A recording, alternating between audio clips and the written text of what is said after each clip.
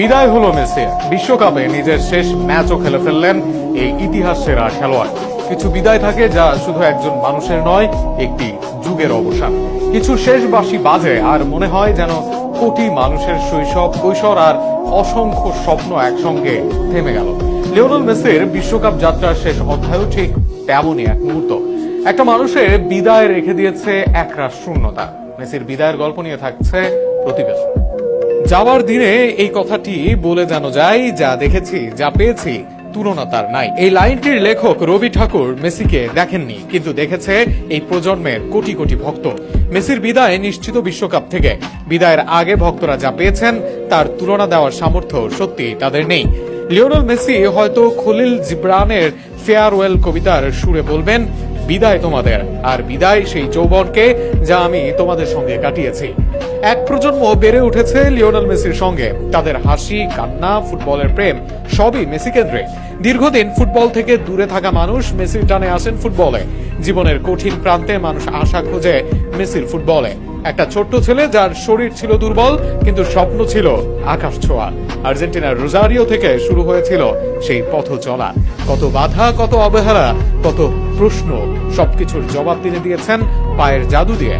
বল যেন তার কাছে কখনো চামড়ার গোলক ছিল না, ছিল এক শিল্পীর তুলি। গ্রেটেস্ট হওয়ার গল্পটা সহজ ছিল না মোটেও। বার্সার লেজেন্ড, বার্সার বাইরে খেলতে পারেন না এমন ট্যাগ পেতে হয়েছে। জাতীয় দলে ফ্লপ তকমাও জুটেছে। 2006 সালে তরুণ প্রতিভা বেঞ্চে থেকে দেখেছেন দলের হার। 2010 সালে মেসি মারাদোনা জুটিতেও অপূর্ণতা। 2014 সালে ফাইনালের হৃদয় ভাঙা পরাজয়, কাছে এসে স্বপ্ন ভাঙার গল্প। 2018-তে বিপর্যস্ত দল। এরপর 2022-এ এসে 35-এ এসে নতুন লড়াই। অবশেষে সেই স্বপ্নের ট্রফি হাতে তুলে নিয়ে তিনি পূর্ণ করেছিলেন কোটি মানুষের অপেক্ষা। 39 বছর বয়সে যখন মাঠে নামেন, সব ক্যামেরা ঘুরে যায় তার দিকে। হেডলাইনের পাতায় মেসি, মাঠের মেইনম্যান মেসি।